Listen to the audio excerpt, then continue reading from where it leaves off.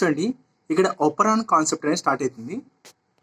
So operon కాన్సెప్ట్లో ఈ operon concept ఎక్కడ జరుగుతుంది అంటే ప్రోకారియోటిక్స్లో జరుగుతుందంట. అసలు ఓపెరాన్ అంటే ఏంటంటే a segment of DNA contain a cluster of genes responsible for the metabolism. So metabolism అంటే ఏంటి? మన శరీరంలో జరిగే ఏ చర్య అయినా కూడా ఒక మెటబాలిజమే. నడవడం కానీ, ఏడ్చడం కానీ, లేకపోతే గెంతడం కానీ, ఆకలి వేయడం కానీ, అవన్నీ కూడా మెటబాలిజం కిందకి వస్తాయన్నమాట. ఓకే, ఇప్పుడు ఈ ఓపెరాన్ ఎక్కడ ఉంటుంది అంటే, ఫర్ ఎగ్జాంపుల్ చూడండి, అసలు ఓపెరాన్ ఎక్కడ ఉంటుంది అంటే, ఇప్పుడు ఇది డిఎన్ఏ కదా. సో డిఎన్ఏలో మనకు ఇదంతా డిఎన్ఏనే ఊహించుకోండి, లోపల ఉంటుంది అనమాట. సో ఈ డిఎన్ఏలో మనకు ఇక్కడ నుంచి ఇక్కడికి ఎన్ని ఉంటాయి? నెంబర్ ఆఫ్ జీన్స్ ఉంటాయి లేదా? ఈ నెంబర్ ఆఫ్ ఒక డిఎన్ఏలో ఇక్కడి నుంచి ఇక్కడ వరకు ఎన్నో జీన్స్ ఉంటాయి, మనకు తెలుసు అన్ని జీన్స్. సో ఈ జీనుల సమూహాన్ని కూడా ఓపెరాన్లో ఉంటాయి అన్నమాట. జీనుల సమూహం చూడండి, ఇక్కడ ప్రమోటర్ జీను, ఆపరేటర్ జీను, జీన్ ఏ, జీన్ 1 ఇవన్నీ కదా, ఇవన్నీ కూడా మనకు డిఎన్ఏలో ఉంటాయి అన్నమాట. అది సో మీకు ఇంకా అర్థమయ్యేటట్టు చెప్పాలంటే, ఇప్పుడు ఇది డిఎన్ఏ మనకు తెలుసు కదా ఎన్ని మీటర్లు ఉంటుంది? 2.25 2.3 మీటర్స్ ఉంటాయి. సో ఈ డిఎన్ఏలో జీన్స్ ఉంటాయి. జీన్స్ ఉన్నాయి లేదా? ఇవన్నీ జీన్స్. సో ఇవన్నీ జీన్స్ ఉన్నాయి. సో ఇదంతా జీన్స్ కదా. సో ఇవన్నీ జీన్స్ కాబట్టి ఇవన్నీ జీన్స్ కాబట్టి ఈ జీన్స్ అన్నీ కలిపి ఓపెరాన్ అంటారు. గుర్తుపెట్టుకోండి, ఇదంతా కలిపి ఓపెరాన్ అంటారు. అది ఓకే. డిఎన్ఏలో జీన్స్ ఉంటాయి. సో డిఎన్ఏలో ఉంటే నెంబర్ ఆఫ్ జీన్స్ యొక్క క్లస్టర్నే ఓపెరాన్ అంటారు అన్నమాట. అందుకే ఇక్కడ మేడం కూడా ఏం చెప్పిందంటే, ఓపెరాన్ అనేది ప్రోకారియోటిక్స్లో ఉంటుంది. ఓపెరాన్ అంటే ఏంటంటే, ఆప్రాన్ అంటే డిఎన్ఏ యొక్క సిగ్మెంట్. సో డిఎన్ఏ యొక్క సిగ్మెంట్ ఇది. ఓకే, ఏంది దాంట్లో ఏముంటుందంటే క్లస్టర్ ఆఫ్ జీన్స్ ఉంటాయి. చూడండి, ఉన్నాయా లేదా? క్లస్టర్ ఆఫ్ జీన్స్ ఉన్నాయా లేదా? ఇవన్నీ జీన్స్ ఉన్నాయి. ఇవి ఏం చేస్తాయంటే మనిషి యొక్క మెటబాలిజంకి రెస్పాన్సిబుల్ అవుతాయి. సో మెటబాలిజం అంటే ఏంటి అంటే మనం చెప్పా కదా, ఏడవడం కానీ, తగ్గడం కానీ, లేకపోతే తుమ్మడం కానీ, నవ్వడం కానీ, ఇవన్నీ ఒక మెటబాలిజమ్స్ అనమాట. దానికి రెస్పాన్సిబుల్ అవుతుంది అనమాట. అది రైట్. ఇక్కడ లాక్ ఓపెరాన్ గురించి చెప్తున్నారు. దీన్ని ఫస్ట్ చెప్పిన శాస్త్రవేత్తలు వీళ్ళు జాకబ్ మోనబ్ అనమాట. ఇక్కడ కాన్సెప్ట్కి వస్తే, ఇది పి అంటే ఏంది? Promoter gene. ఇది ప్రమోటర్ జీన్. ఈ ప్రమోటరు దీన్ని చూడండి, పి అంటే ఇది ప్రమోటర్. సో దేనికి ప్రమోటర్ అంటే, ఈ ఐజీన్ని మొదలుపెట్టడానికి ఐజీన్ అనేది పని చేయాలనుకుంటే ఇది ప్రమోటర్ పనిచేస్తుంది. సో ఐజీన్ యొక్క కీ ఎక్కడ ఉంది అంటే ఈ ప్రమోటర్లో ఉంది. అందుకే దీన్ని పీని ఏమన్నారంటే ప్రమోటర్ అన్నారు. ఓకే, గుర్తుపెట్టుకోండి, ప్రమోటర్ అన్నారు. ఐజీన్ యొక్క ప్రమోటర్ ఇది ఐజీన్. సో దీన్ని ఏమంటారు చూడండి, ఇది రెగ్యులేటర్ జీను. ఐ అంటే రెగ్యులేటర్ జీను, దీనికి ఇంకో పేరు ఇన్హిబిటర్ జీను. ఇది ఏం చేస్తుంది అంటే, చూడండి, ఈ రెగ్యులేటర్ జీను, ఇన్హిబిటర్ జీన్ అని చెప్పాం కదా, ఇది ఏం చేస్తుంది అంటే టు ఫార్మ్ ద రిప్రెసింగ్ ప్రోటీన్. ఈ రిప్రెసింగ్ ప్రోటీన్ అనేది ఏం చేస్తుంది, ఎక్కడికి పోయి బైండ్ అవుతుంది అనేది చెప్తాను. చూడండి, మళ్ళీ ఇది కొంచెం ఆపండి, ప్రస్తుతానికి ఈ స్ట్రక్చర్ని చేస్తాను. ఇప్పుడు ఇవన్నీ జీన్స్, ఇవన్నీ ఏంటివి? Z gene, Y gene, A gene. So ఇవన్నీ స్ట్రక్చరల్ ప్రోటీన్స్ అనమాట. ఇవన్నీ మొదలు పెట్టాలంటే దీని యొక్క కీ ఎక్కడుందంటే ఇక్కడ ఉంది. సో అందుకే దీన్ని కీ జనరల్గా నీకు అర్థం కావడానికి చెప్తున్నాను, కానీ అది కూడా ప్రమోటర్. ఓకే, ఐజీన్ యొక్క ప్రమోటర్ ముందు ఉంది, వీటి జీన్ యొక్క ప్రమోటర్ ఇక్కడ ఉందన్నమాట, పి. అందుకే promoter of the structural jeans అని చెప్పేసి ఇక్కడ చెప్పినారు. రైట్. ఇంకా ఇక్కడ ఒక పాయింట్ ఉంది, ఏదంటే ప్రోకారియోటిక్స్లో మనకు పాలిసిస్ట్రాన్ తయారైతాయి అని చెప్పినాం. పాలిసిస్ట్రాన్ అంటే ఏంది? సో ఇక్కడ చెప్పిన చూడండి, మీకు పాలిసిస్ట్రాన్ ప్రోకారియోటిక్స్లో స్టార్ట్ అవుతాయి అంటే ఏంది అంటే మోర్ దాన్, రైట్, ఇది కరెక్ట్. సో ప్రోకారియోటిక్స్లో మనకు మోర్ దాన్ 1 పాలిపెప్టైడ్ చైన్ అవుతుంది. ఇది దీనికి రైట్. సో ప్రోకారియోటిక్స్లో మనకు పాలిసిస్ట్రాన్ ఎందుకన్నారంటే మోర్ దాన్ పాలిపెప్టైడ్ చైన్స్. అంటే ఏంది, ఒక చైన్ రాదు బయటికి, రకరకాల చైన్స్ వస్తాయంటే నెంబర్స్ వస్తాయి అనమాట. సో కాబట్టి ఇక్కడ ఈ జీన్స్కి అందరికీ ఇది ప్రమోటర్ జీన్కి అవుతుంది కాబట్టి ఈ స్ట్రక్చరల్ జీన్స్ అనేటివి మనకు రకరకాల పాలిపెప్టైడ్స్, అంటే ఒకటి కంటే ఎక్కువ 2, 3, 5, 10 అట్లా పాలిపెప్టైడ్ చైన్స్ బయటకు చేస్తాయి కాబట్టి దీనికి పేరు పాలిసిస్ట్రాన్ వచ్చింది. ఇది కేవలం ప్రోకారియోటిక్స్లో జరుగుతుంది, అది బ్యాక్టీరియాలో. కానీ యూకారియోటిక్స్లో మాత్రం ఓన్లీ 1 వస్తుంది. అది తర్వాత చూద్దాం. రైట్. ఇప్పుడు ఈ ఓన్ ఏమంటారు అంటే ఆపరేటర్ సైట్ అంటారు. ఇది ఏం చేస్తుంది అంటే రిప్రెసార్ ప్రోటీన్ బైండింగ్ సైట్ అనమాట. అంటే ఏంది రిప్రెసార్, ఇది ఆపరేటర్ సైట్ కరెక్టే. దీనికి ఒక సైట్ ఉంటుంది, ఇట్లా వచ్చి చూడండి, ఇలా వచ్చి ఇలా సైట్ ఉంటుంది, ఊహించుకోండి సైట్ ఉంటుంది కదా సైట్. దీనికి ఎవరు ఏం చేస్తారంటే రిప్రెసార్ ప్రోటీన్ బైండింగ్ సైట్. అంటే ఇక్కడ ఏదో ఒక రిప్రెసార్ ప్రోటీన్ వచ్చి అతుక్కోవడానికి ఇది సైట్గా పనిచేస్తుంది అనమాట ఇట్లాగా. మరి ఎక్కడి నుంచి వస్తుంది రిప్రెసార్ ప్రోటీన్ అంటే చూడండి ఇక్కడ నుంచి వస్తుంది, చెప్పానా ఇందాక చెప్తానని. సో రిప్రెసార్ ప్రోటీన్ అనేది ఇక్కడ నుంచి నుంచి వచ్చి ఇక్కడ అతుక్కుంటుంది అనమాట, అది ఓకే అది. సో అంతవరకే మేడం చెప్పింది కాన్సెప్ట్. సో చెప్పా కదా, ఇది ప్రమోటారు, ఐజిన్ యొక్క ప్రమోటర్ ఇక్కడ ఉంది, స్ట్రక్చర్ జీన్ యొక్క ప్రమోటర్ ఇక్కడ ఉంది, దీని ఆపరేటర్ సైట్ అంటారు. ఆపరేటర్ సైట్లో ఏముంటుందంటే ఈ రిప్రెసార్ ప్రోటీన్ ఉంది, అంటే దీని నుంచి వచ్చే రిప్రెసార్ ప్రోటీన్ బయటకు వస్తుంది కదా, ఇక్కడ అతుక్కోవడానికి ఇది సైట్గా పనిచేస్తుంది అని చెప్తున్నాం అనమాట. ఇక్కడ ఈ స్ట్రక్చరల్ జీన్స్ అంటే స్ట్రక్చరల్ జీన్, రెగ్యులేటరీ జీన్ కానీ ఇన్హిబిటరీ జీన్ కానీ ఎప్పుడు కూడా తెరుచుకునే ఉంటాయి. అంటే ఇది ఎప్పుడైనా పని జరగాలన్నప్పుడు ఇంకా ఎప్పుడు రెడీగా ఉంటాయి అనమాట ఇది రెగ్యులేటరీ జీన్ కానీ ఇన్హిబిటరీ జీన్ కానీ. కానీ ఈ స్ట్రక్చరల్ జీన్స్లో మనకు ఇవి ఏంటికి పనిచేస్తాయంటే, ఇప్పుడు లాకోపరాను, మనకు లాకోపరాన్లో స్ట్రక్చరల్ జీన్స్ ఉన్నాయి కదా, ఈ 3 ఉన్నాయి కదా, ఈ 3 1 2 3 ఒకటి జెడ్ వై ఏ ఉంది కదా, వీటిల్లోనే మనకు ఈ స్ట్రక్చరల్ జీన్స్ ఏం చేస్తాయంటే ఎంజైమ్స్ను తయారు చేస్తాయి. సో ఎంజైమ్స్ ఎందుకు తయారు చేసి ఏం చేస్తాయంటే ఇండైరెక్ట్గా ఇవి స్ట్రక్చరల్ జీన్స్ అనేటివి మెటాబాలిజం జరగడానికి ఇండైరెక్ట్గా దోహదపడతాయని చెప్తున్నారు. చూడండి, మనకు ఆకలిగా అవుతుంది, ఆకలి అయిన తర్వాత ఫుడ్ కడుపులో పడింది, ఆ మెటబాలిజం కలగాలంటే మనకి ఏం కావాలి, ఎంజైమ్స్ కావాలి. ఎంజైమ్ తయారు చేసేది ఇవి అనమాట, ఇవి జెడ్ వై జీన్స్ అది. సో ఇండైరెక్ట్గా చెప్పాలంటే మెటబాలిజమ్స్కు కావాల్సిన ఎంజైమ్స్ని ఇక్కడ తయారవుతాయని చెప్తున్నారు. చూడండి, ఇప్పుడు ఈ స్టోరీ అంతా ఏంటిదంటే మనకు in the absence of lactose అనమాట. సో లాక్టోజ్ లేనప్పుడు మనకు ఏమైతుందంట, ఇక్కడ చూడండి ఇచ్చాడు, ఆప్రాన్ అనేది ఆఫ్ అయిపోతుంది. ఆప్రాన్ అంటే ఆప్రాన్ అనేది ఆఫ్ అయిపోతుంది అనమాట. గుర్తుపెట్టుకోండి, వెరీ ఇంపార్టెంట్, ఇది ఆఫ్ అయిపోతుంది. Okay right. సో ఇక్కడ చూడండి, లాక్టోజ్ లేనప్పుడు ఆప్రాన్ అనేది ఆఫ్ అయిపోతుందని చెప్తుంది. ఇక్కడ చూడండి, ఇక్కడ ఆఫ్ అయిపోతుంది. ఎలా అంటే చూడండి చెప్తాను. ఇప్పుడు ఒక ఈక్వల్ బ్యాక్టీరియా ఉందంట, బ్యాక్టీరియా ఉంది కదా, ఈ బ్యాక్టీరియా మనకు లాక్టోజ్ మీడియంలో పెరుగుతుంది యాక్చువల్గా నిజం చెప్పాలంటే.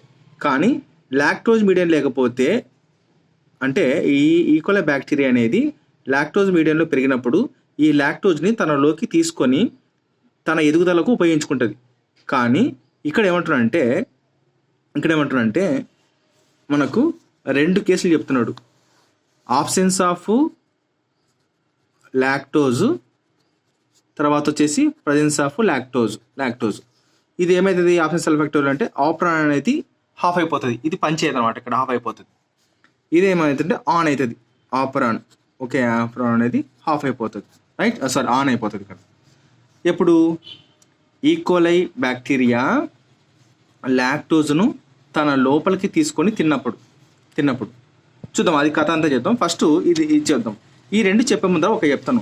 ఇప్పుడు చూడండి, మనము ఇలా ఉన్నాం కదా, మన నోట్లోకి ఫుడ్ పోయినప్పుడు స్టమక్లో ఏం చేస్తుంది అంటే, ఫుడ్ పోయినది కరగాలంటే ఏం చేయాలా, ఎంజైమ్స్ కావాలా కదా, ఎంజైమ్స్ కావాలా.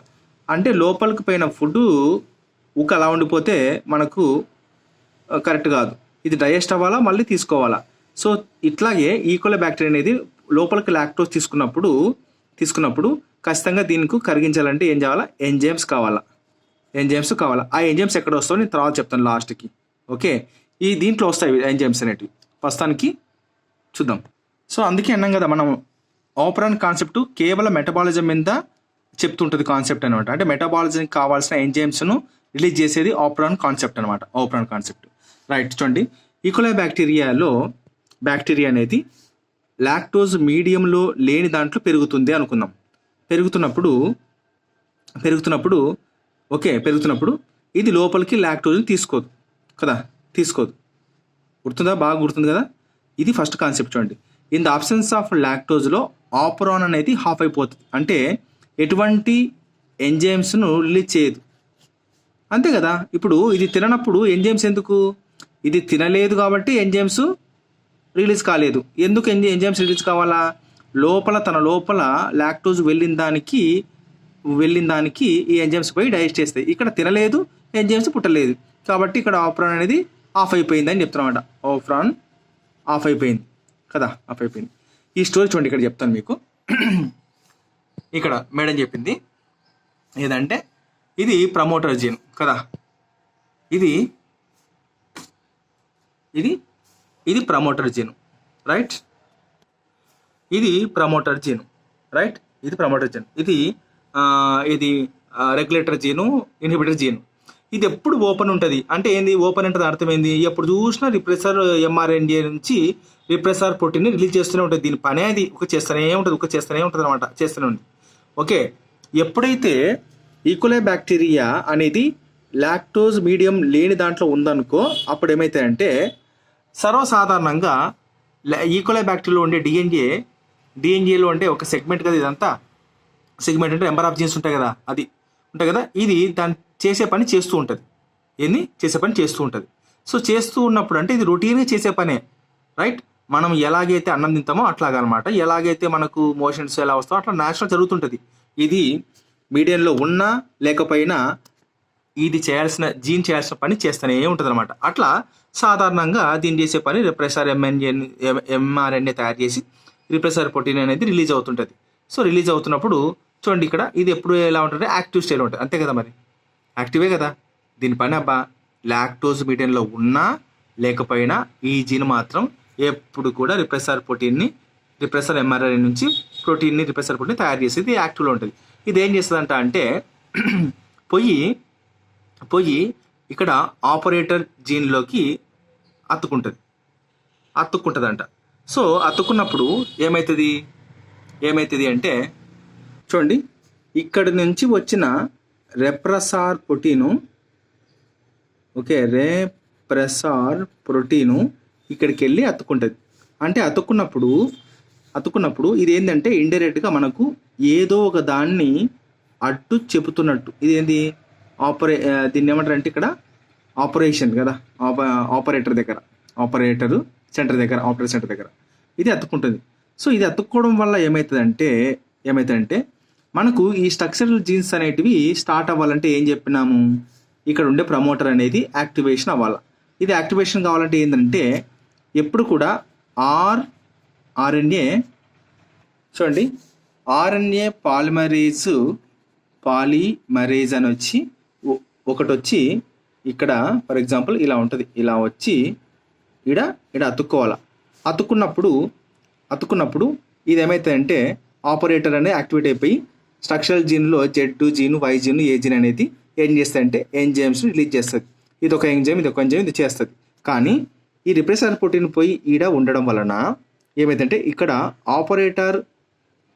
ప్రమోటర్ రీజన్లో ఆర్ఎన్ఏ పాలిమరేజ్ లేదా అంటే ఉంటుంది, కానీ ఎలా ఉంటుందంట అంటే జస్ట్ అతుక్కున్నట్టుగా ఉంటుంది అనమాట. ఇట్లా ఉంటుంది. ఎందుకంటే ఈ రిప్రెసర్ ప్రోటీను ఈ సైట్లో ఉండిపోయింది కదా, అట్టనమాట, సైట్లో ఉండిపోయింది కదా. సో ఇది ఏంది? లైక్ బ్లాకింగ్ చేసినట్టు. ఆర్ఎన్ఏ పాలిమరేజ్ అనేది వస్తుంది కానీ లూజ్గా అటాచ్ అవుతుంది అనమాట. సో లూజ్గా అటాచ్ అయినప్పుడు ఇక్కడ ప్రమోటర్స్ దగ్గర ఇది ఏంటంటే యాక్టివేషన్ అవ్వదు. యాక్టివేషన్ ఇది కాకుంటే ఇవి కూడా జీన్స్ కూడా పనిచేయవు కదా. సో ఈ జీన్స్ పనిచేయలేదంటే మనకి ఏమవ్వదు? ట్రాన్స్క్రిప్షన్ జరగదు. గుర్తుపెట్టుకోండి, ట్రాన్స్క్రిప్షన్ జరగదు. ఓకే, ట్రాన్స్క్రిప్షన్ జరగలేదంటే ఏంది? దీని నుంచి ఎంజైమ్స్ రావు కదా. అంటే ఆర్ఎన్ఏ పాలిమరేజ్ దీనికి లూజ్గా అటాచ్ కావడం వల్ల ఈ స్ట్రక్చరల్ జీన్స్ అనేవి పనిచేయవు. ఇవి పనిచేయాలంటే ఇది యాక్టివ్లో ఉండాలా, టైట్గా ఉండాలా కదా. ఇక్కడ మీకు ఒక లాజిక్ చెప్తాండి. ఆర్ఎన్ఏ పాలిమరేజ్ అని ఎందుకు వచ్చిందంటే ఆర్ఎన్ఏ పాలిమరేజ్ ఎప్పుడైనా కూడా ఇక్కడ ట్రాన్స్క్రిప్షన్ జరుగుతుంది కాబట్టి ఆర్ఎన్ఏ పాలిమరేజ్ అనేది ఫాస్ఫేట్ అవుతుంది. ఓకే, ట్రాన్స్క్రిప్షన్ జరిగిన తర్వాత ఏమవుతాయంటే ఎంజైమ్స్ తయారవుతాయి. ఇది రావడం, ఇది వచ్చినప్పటికీ లూజ్గా ఉండడము, ఇది యాక్టివేషన్ కాకపోవడం వల్ల ఇవి పనిచేయకుండా పోవడము, ఇక్కడ ఎంజైమ్స్ కుదరనమాట. అట్లాగా అందుకే ఇక్కడ ఏమంటారంటే ఈ ఫస్ట్ కాన్సెప్ట్ వరకు మనం చెప్తాం. ఓకే, అందుకే ఏమంటారంటే లాక్టోజు మీడియంలో లేనప్పుడు ఈ ఆర్ఎన్ఏ పాలిమరేజ్ వచ్చినప్పటికీ లూజ్గా బైండింగ్, ఆర్ఎన్ఏ పాలిమరేజ్ అనేది లూజ్ బైండింగ్ కావడం వల్ల మనకి ఇది పని చేయకుండా వెళ్తుంది. చూడండి, ఇది పని చేయకుండా అవుతుంది అనమాట. కాబట్టి ఇక్కడ ఏదో అంటాడు, ఎప్పుడైతే మీడియంలో లాక్టోజ్ అనేది ఆబ్సెంట్ ఉందో ఈకోలై బ్యాక్టీరియాలో ఉండే డిఎన్ఏలో ఉండే ఆపరాన్ అనేది కూడా హాఫ్ అయిపోతుంది. చూడండి, హాఫ్ అయిపోతుంది అని చెప్తున్నాడు, రైట్? అది. సో ఇక్కడ చూడండి, రిప్రెసార్ ప్రోటీన్ అనేది ఆపరేటర్ రీజన్కు బైండ్ కావడం వలన ఈ ఆర్ఎన్ఏ పాలిమరేజ్ అనేది ఏమవుతుందంటే prevents the transcription ఆపరాన్. So RNA polymerase అనేది ట్రాన్స్క్రిప్షన్ జరపాల యాక్చువల్గా. సో దీనివల్ల ఇది వచ్చి ఉండడం వల్ల ఈ ఆర్ఎన్ఏ పాలిమరేజ్ చేయవలసిన ట్రాన్స్క్రిప్షన్ అనేది ప్రివెంట్ చేస్తుంది అని చెప్పి చెప్తున్నమాట. అది. సో ఇంతవరకు నేర్చుకోండి. నెక్స్ట్ చూద్దాం మనకు. ఓకే, ఇక్కడ in the options of individual in the options of చేసినాం కదా, అంటే in the options of lactose చూసినాం. మరి లాక్టోజ్లో ఈకోలై బ్యాక్టీరియా అనేది లాక్టోజ్ మీడియంలో ఉంటే ఎలా ఉంటుందో చూద్దాం. చూడండి, ఇంతకుముందు చెప్పిన కాన్సెప్ట్ స్లైడ్ ఎలా ఉందో ఇలా అనమాట, రైట్?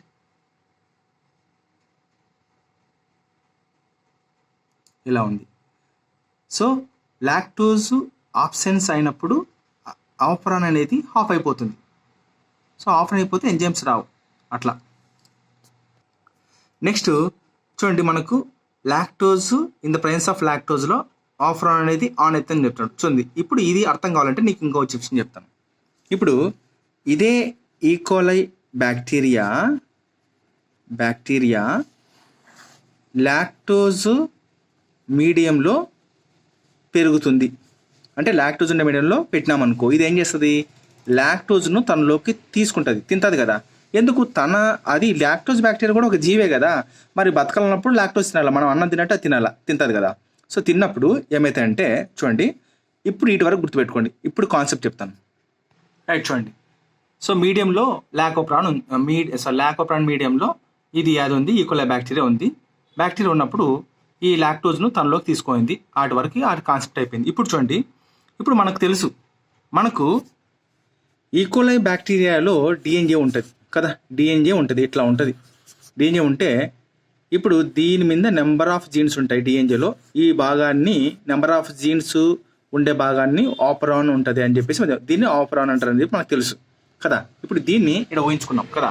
ఊహించుకుంటే ఇదేంటి, ఈకోలై బ్యాక్టీరియాలో ఉంది ఇది డిఎన్ఏ. అది చూడండి, ఇక్కడ ఊహించుకుంటే మనం ఇంతకుముందు చెప్పినాను నేను, ఇది పని చేయాలంటే ఈ ప్రమోటర్ పని చేయాలా, ఈ 3 పని చేయాలంటే ఇది పని చేయాలా అని కదా, రైట్? ఇప్పుడు సర్వసాధారణంగా ఎప్పుడు నీకు లాక్టోజ్లో ఈకోలై బ్యాక్టీరియా ఉన్నా లేకపోయినా ఈ రెగ్యులేటర్ జీన్ కానీ ఇన్హిబిటర్ జీన్ కానీ తన పని చేసుకునే పోతుంటుంది. రిప్రెసర్ ఎంఆర్ఎన్ఏని రిలీజ్ చేస్తూనే ఉంటుంది.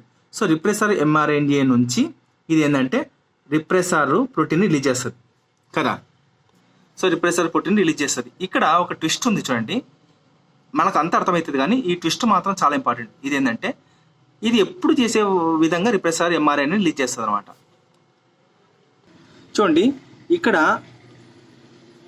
ఈ ప్రోటీన్ ఎప్పుడు మాదిరిగానే ఏం చేస్తుందంటే ఎంఆర్ఎన్ఏ నుంచి అయిన తర్వాత ప్రోటీన్ రిలీజ్ చేస్తుంది. ఈ ప్రోటీన్ ఏంది రీప్రెసర్ ప్రోటీన్ రిలీజ్ చేస్తుంది కదా. ఇప్పుడు ఇలా ఉంది అనుకోండి ప్రోటీన్ సాధారణంగా. ఇది ఏం చేస్తా అంటే ఇక్కడ నుంచి పోయి ఇక్కడికి అతుక్కోవాలా కదా. అతుక్కోవాలా లేదా? అతుక్కుని పోయేటప్పుడు ఒక పొరపాటు జరుగుతుందంట. ఏమంటే ఈకోలై బ్యాక్టీరియా లాక్టోజ్ మీడియంలో లాక్టోజ్ని తిన్నప్పుడు ఈ కొంత లాక్టోజ్ అనేది తన శరీరంలోకి ఏదో విధంగా పాకుతుంది, అంటే ఏదో విధంగా ఎంటర్ అవుతుంది. అంటే ఇది తినింది కదా, ఇంకెందుకు, ఇప్పుడు నోట్లో నుంచి తినడం ఒక ఎత్తు ఈకోలై బ్యాక్టీరియా, కానీ ఈ లాక్టోజ్ మీడియంలో ఈకోలై బ్యాక్టీరియా అనేది నోరు గీసి ఉండదు కదా, జనరల్ జీవి కాబట్టి ఇది నోరు గీరు అని మనం మాట్లాడకూడదు, నోటి ద్వారా తీసుకోయింది అనుకుందాం కదా. తీసుకున్నప్పుడు ఏదో విధంగా లాక్టోజ్ అనేది ఈకోలైలోకి ఎంటర్ అవుతుంది. ఎంటర్ అనేది ఏం చేస్తాయంటే ఎంటర్ అంటే దాని అర్థమైంది జీన్లోకి ఎంటర్ అవుతామంట ఇట్లా. ఓకే కదా, ఇక్కడ ఓపరాన్ ఉంది, ఇక్కడ ఎంటర్ అవుతుంది కదా, ఎంటర్ అవుతుంది. లా నాకు డౌట్ ఉంది. ఈకోలై బ్యాక్టీరియా అనేది లాక్టోజ్ని తినింది, బాగుంది. మరి ఎట్లా ఎంటర్ అవుతుంది అబ్బా ఇది డిఎన్ఏ లేకంటే ఏమో, మరి సూక్ష్మజీవి కాబట్టి అలా జరగొచ్చేమో అని వాళ్ళు శాస్త్రవేత్తలు చెప్పిండొచ్చు. కాబట్టి లాక్టోజ్ అనేది ఏదో ఒక పార్టికల్ అనేది ఇండైరెక్ట్గా వెళ్ళి డిఎన్ఏలో ఒక భాగంలోకి ఎంటర్ అవుతుంది అనమాట. సో ఆ ఎంటర్ ఏదంటే రిప్రెసర్ ప్రోటీన్ వస్తప్పుడు మనం ఇక్కడ అన్నాం కదా, ఇది ఇక్కడికి వచ్చి లాక్టోజ్ మాలిక్యూల్ అనేది ఏదో ఒక చిన్న పార్టికల్ దీంట్లో అడ్డుగా ఇట్లా ఉంటుంది అనమాట. ఓకే, అడ్డుగా రిప్రెసర్ ప్రోటీన్లో ఈ మాలిక్యూల్ దీంట్లోకి ఇరుక్కుంటుంది.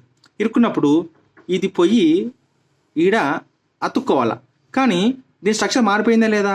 సో మారిపోయినప్పుడు ఇదేమవుతుంది అంటే ఇక్కడ అతుక్కోలేదు.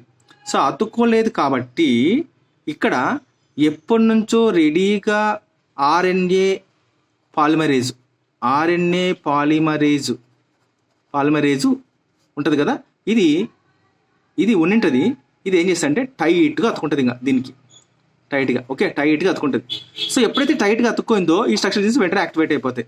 జెడ్, వైజిన్ ఇవన్నీ యాక్టివేట్ అయిపోతాయి.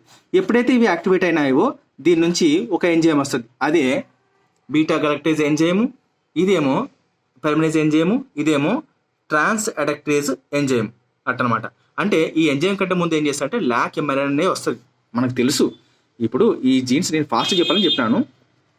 ఈ జీన్స్ ట్రాన్స్క్రిప్షన్లకి గురవుతాయి కదా, ట్రాన్స్క్రిప్షన్ ప్రాసెస్లోకి ఎంటర్ అయినప్పుడు ట్రాన్స్క్రిప్షన్ అంటే ఏంది, లాక్ ఎంఆర్ఎన్ఏ అనమాట, ఇది ఎంటర్ అవుతుంది. సో ఎంఆర్ఎన్ఏ నుంచి మనకు ఇది ట్రాన్స్లేషన్ అవుతుంది. గుర్తుపెట్టుకోండి, ఇక్కడ ఆర్ఎన్ఏ పాలిమరేజ్ అనేది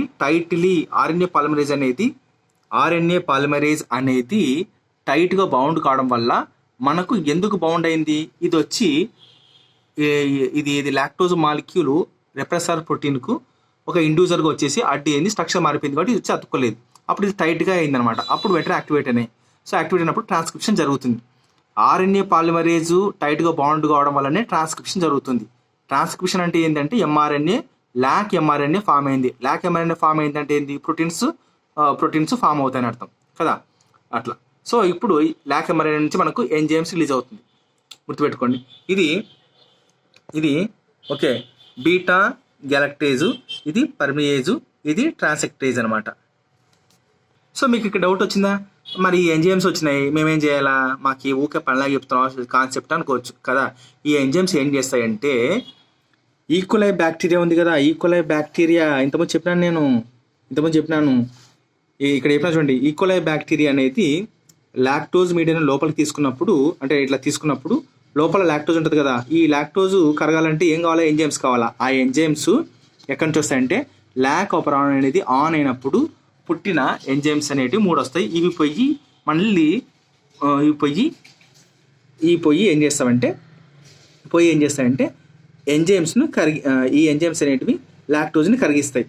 ఇక్కడ ఒక ట్విస్ట్ ఉంది, ఏంటంటే అసలు ఈకోలైలోకి లాక్టోజ్ పోయిందా లేదా అని నాకు డౌటే. పోయింది అనుకోండి, కానీ ఈకోలై బ్యాక్టీరియా అనేది లాక్టోజ్ మెటీరియల్ పెరిగేటప్పుడు లాక్టోజ్ ఒక పార్టికల్ అనేది పోయి ఇక్కడ అతుక్కోవడం వల్ల పనిచేయలేదు కదా. ఇప్పుడు ఇది ఏం చేస్తాయి, ఆన్ చేసింది ఆపరాన్. ఇప్పుడు ఈ జీన్స్ వస్తున్నాయి కదా, ఏది బీటా గెలక్టోజు, తర్వాత వచ్చేసి ప్రిమరేజు, తర్వాత వచ్చేసి ట్రాన్సెక్టేజు. చూద్దాం, చూడండి. ఈకోలై బ్యాక్టీరియా లాక్టోజు మీడియంలో పెరిగినందుకు ఏదో ఒక పార్టికల్ లాక్టోజ్ అనేది ఈకోలై బ్యాక్టీరియాలో ఉన్న డిఎన్ఏలోకి ఇక్కడ డిఎన్ఏలోకి వెళ్ళి ఇక్కడ జరుగుతున్న ఇండ్యూజర్ ఉంది కదా, దీంట్లోకి వెళ్ళి ఇక్కడ చొచ్చుకుంటుంది అనమాట. అంటే నాకు తెలిసినంత వరకు ఈకోలై బ్యాక్టీరియా ఇంకా తినలేదు లాక్టోజ్ని, జస్ట్ ఈకోలై బ్యాక్టీరియా లాక్టోజ్ మీడియంలో ఉన్నందుకు ఇది జరిగిందనమాట. లాక్టోజ్ అనే మాలిక్యూల్ ఏదో తన బాడీ రూపంలో పోయి డిఎన్ఏలో ఈ పార్ట్లో ఆపరాన్ పార్ట్లో చొచ్చుకోయింది అనమాట. అంతేగాని ఈకోలై బ్యాక్టీరియా లోపలికి తినలేదు అని చెప్పేసి నాకు అర్థమైంది ఈ కాన్సెప్ట్లో. ఓకే, సరే, ఏదేమైనా కూడా పోయింది, జరిగిపోయింది. ఇక్కడ ఇది ఆర్ఎన్ఏ పాలిమరేజ్ టైట్గా బైండ్ అయింది, యాక్టివేట్ అయిపోయినాయి ఇవన్నీ, రైట్. లూజ్గా అయింది కాబట్టి ఆఫ్ అయింది, టైట్గా అయింది కాబట్టి ఆన్ అయింది అనమాట. ఇదంతా తెలుసు. ఇప్పుడు ఈ 8 ఎంజైమ్స్ రిలీజ్ అయినాయి లేదా, ఒకటి. ఓకే, ఇప్పుడు ఈ బీటా గ్యాలక్టేజ్ ఎంజైమ్ ఏం చేస్తాడంట అంటే ఉన్న లాక్టోజ్ను బ్రేక్ చేసి గ్లూకోజ్ గెలక్టోజ్గా మారుస్తుంది. మళ్ళీ ఈ పర్మేజ్ ఎంజైమ్ ఏం చేస్తాడంట అంటే చూడండి ఇక్కడ చూడండి, లాక్టోజ్ యొక్క పర్మిబిలిటీని ఈకోలై బ్యాక్టీరియా బాడీలోకి ఇంకా ఎక్కువగా పంపుతుంది. అంటే ఏంది, ఇప్పుడు ఈకోలై బ్యాక్టీరియా ఇంతవరకు తీసుకుందో లేదో ఎవరికి తెలియదు, కానీ లాక్టోజ్ను ఇప్పుడు డైరెక్ట్గా నోట్లోకి పంపించడానికి పర్మిబిలిటీ చేస్తామంట ఇట్లా. ఓకే, పర్మిబిలిటీ అంటే ఎక్కువ లాక్టోజ్ని తీసుకున్నట్టు చేస్తామంట. సో ఎక్కువ లాక్టోజ్ వస్తుందంటే దాని అర్థమైంది, ఇప్పుడు లాక్టోజ్ ఉందంటేనే ఆపరాన్ అనేది ఆన్ అయింది లేదా ఆన్ అయింది. అట్లా ఎక్కువ లాక్టోజ్ పోవడం వల్ల ఇంకా ఎక్కువ ఆపరాన్ అయితే పనిచేస్తుంటామంట. అది నెక్స్ట్ మూడో ఎంజైమ్ ఏం చేస్తుందంటే ట్రాన్స్ అసిటైల్ ఎంజైమ్ ఏం చేస్తుందంటే ఎస్టిల్ గ్రూప్ను ట్రాన్స్ఫర్ చేస్తారని చెప్పినాడు. ఇది పెద్ద ఇంపార్టెంట్ ఏం కాదు. ఓకే రైట్, మీకు ఇక్కడ చెప్పాను కదా, ఇది చూడండి ఇక్కడ ఇన్యాక్టివ్ అయిపోయింది రిప్రెసర్ ప్రోటీన్, దీనికి వచ్చి బైండ్ కాలేదు, ఇది టైట్గా బైండ్ అయింది. రైట్, చూడండి లాకోప్రాన్ గురించి 3 పదాలు చెప్పాడు ఇక్కడ. ఒకటి, లాకోప్రాన్ అనేది ఇండివిజిబుల్ ఆప్రాన్ అన్నాడు. అంటే ఏంటి దాని అర్థం ఏంటి? ఇప్పుడు చూడండి, మనకు ఈకోలై బ్యాక్టీరియా లాక్టోజ్ ఉండే మీడియంలో ఉన్నందుకు మాత్రమే ఇది పనిచేసింది, లేకుంటే పనిచేయదు. కాబట్టి ఇక్కడ ఏమన్నాడంటే ఇండివిజిబుల్ ఆప్రాన్, ఇది ఉంటేనే పనిచేస్తుంది. ఏదైతే ఉండాలా, లాక్టోజ్ కానీ ఉండొచ్చు, అల్లో లాక్టోజ్ కానీ ఉండొచ్చు, ఇండివిజువల్గా అనమాట. అది నెక్స్ట్ లాక్ ఆప్రాన్ అనేది works under the negative regulation అన్నాడు. చూడండి ఇది ఇంపార్టెంట్. చూడండి ఇక్కడ చెప్తాను, మనకు ఇవి తెలుసు, ఇవన్నీ ఉన్నాయి కదా, ఇలా ఉన్నాయి కదా. ఎందుకు లాక్ ఆప్రాన్ అనేది వర్క్స్ దేని కింద పనిచేస్తాయంటే నెగిటివ్ రెగ్యులేషన్ కింద పనిచేస్తాయని చెప్పినాడు కదా. నెగిటివ్ రెగ్యులేషన్ ఎట్లా అంటే చూడండి, ఎప్పుడు చూసినా ఈ రెగ్యులేటర్ జీన్లో నుంచి లేకుంటే ఇన్హిబిటర్ జీన్లో నుంచి మనకు ప్రోటీన్ వస్తుంటుంది. ఎప్పుడు చూసినా దీన్ని ఆపాలనే చూస్తుంది. ఈ ఆపాలనే పరిస్థితినే ఏమంటారంటే నెగిటివ్ రెగ్యులేషన్. దీనికి పుట్టుకతో వచ్చిన స్వభావం అనేది నెగిటివ్ రెగ్యులేషన్. ఈ నెగిటివ్ రెగ్యులేషన్లోనే ఈ లాక్ ఆప్రాన్ అనేది పనిచేస్తుందని చెప్తున్నాడు. అందుకే లాక్టోజ్ లేకుంటే lac operon works under the negative regulation. అంతే కదా, ఇప్పుడు పాజిటివ్ ఉంటే లాక్టోజ్ ఎందుకు, ఇవన్నీ ఎందుకు అవసరం లేదు. అర్థమవుతుంది మనం చెప్పేది. లాక్టోజ్ ఉండడం వల్ల ఇదంతా పనిచేస్తుంది కదా. లాక్టోజ్ ఎప్పుడు ఎవరి కింద పనిచేస్తుంది, ఒక నెగిటివ్ రెగ్యులేషన్ ఎప్పుడు జరుగుతుంటుంది, సో దాన్ని కింద పనిచేస్తుంది. అంటే ఏంది, సర్వసాధారణంగా ఇది జరుగుతుంటే ఏంది, నెగిటివ్ రెగ్యులేషన్ జరుగుతుంది. కానీ ఇది రావడం వల్ల ఏంటంటే పాజిటివ్గా వెళ్ళిపోతుంది అనమాట. అట్లా ఓకే, ఇది ప్రోటీన్ రావడం దీన్ని ఆపడం ఎప్పుడు జరిగేది ఏంటంటే నెగిటివ్ రెగ్యులేషన్ జరుగుతుంది. ఇట్లాంటి పరిస్థితుల్లో లాక్టోజ్ అనేది పనిచేస్తుందని చెప్తున్నాను అనమాట. అది ఇంకోటి ఏంటంటే మూడో పదం ఉపయోగించాడు, కెటబాలిజం పాత్వే అంటే నేను చెప్పా కదా. సో ఇప్పుడు బీటా గెలక్టోజ్ ఎంజైమ్ అనేది రిలీజ్ అయిన తర్వాత లాక్టోజ్ అనేది గ్లూకోజ్ నుంచి గెలక్టోజ్ రెండుగా మారిపోతుంది. సో ఇదేంటి, కెటబాలిజం పాత్వే అనమాట. రైట్, అందుకు లాకోప్రాన్ సపోర్ట్స్ ది కెటబాలిజం పాత్వే అనమాట. లాక్టోజ్ అనేది బ్రేక్ అయిపోయి గ్లూకోజ్ గెలక్టోజ్గా మారిపోతుంది.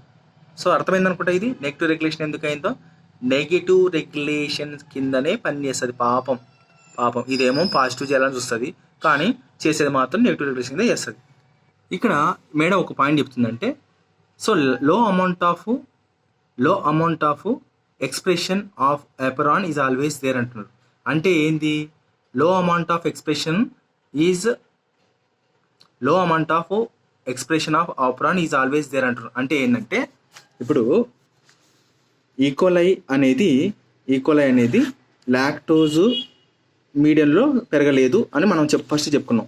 సో పెరిగినప్పుడు అంటే ఏంది, లేనట్టే కదా.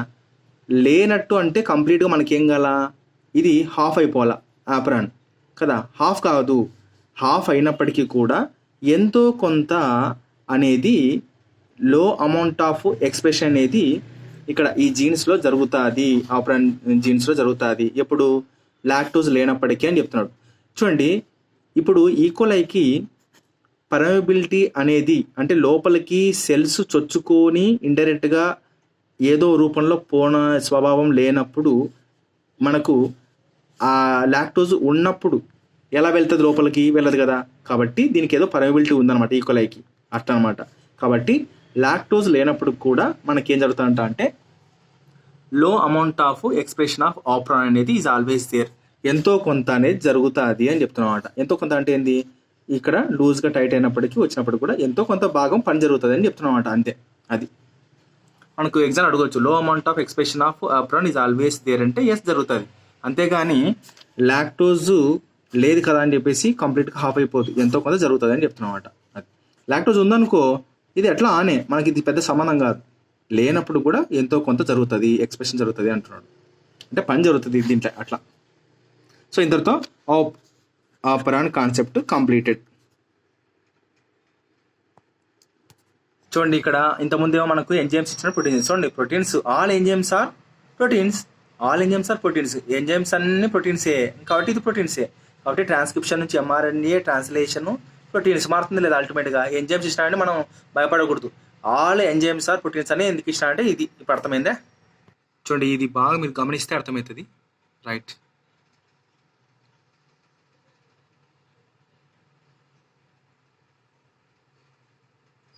మీకు అర్థం కావడానికి ఇది పెట్టిన స్లైడ్ అంతే.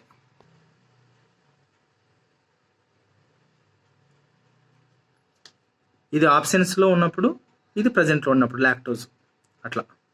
చూడండి ఇక్కడ అందులో ఉంది. రైట్.